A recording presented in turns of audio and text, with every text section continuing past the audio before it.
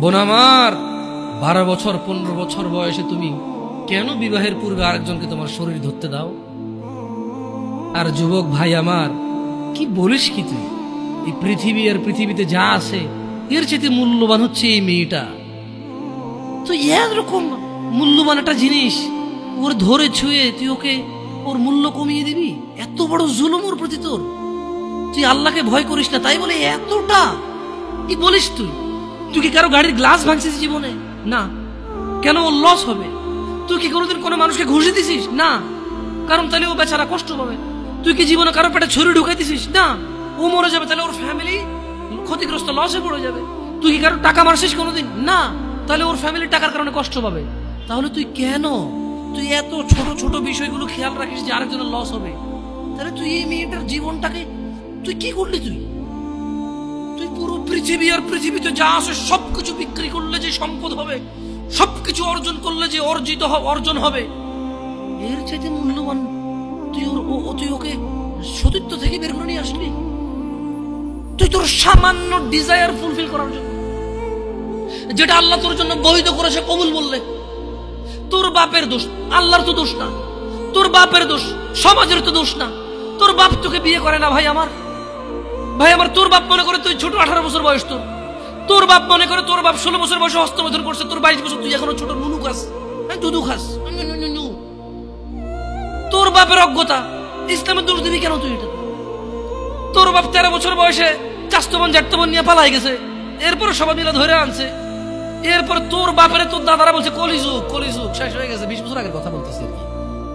তোর বাপ 14 বছর বয়সে লুকায় লুকায় খেরেছিন ওই কি। আরে ভাই, আপনি শহরের ভাই, শহরের বয়স করতে হয়েছে। হ্যাঁ, আর সব মানুষ শহরে গেলাম, আমি দেখছি তো।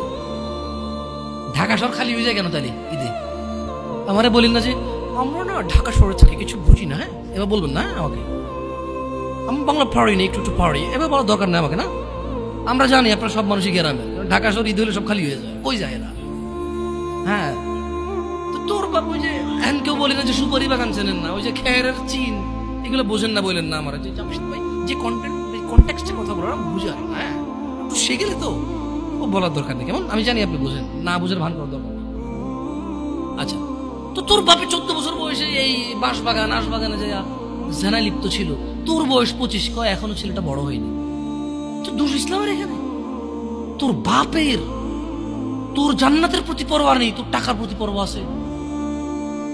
তোর বাপ তোর জান্নাত সেভ করতে চায় না, তোকে নাকি ভালোবাসে। তোর বাপ তোর ইজ্জতের পরোয়া করে না, তোকে নাকি ভালোবাসে। তুই নাকি ভালো মানুষ, পৃথিবী আর পৃথিবীর সবচেয়ে সম্পদশালী জিনিসটাকে শুধু একটা এই মুখে মুখে চুমু দিয়ে একটা ওই যে এভাবে ছবি তুলেছি, এভাবে এভাবে।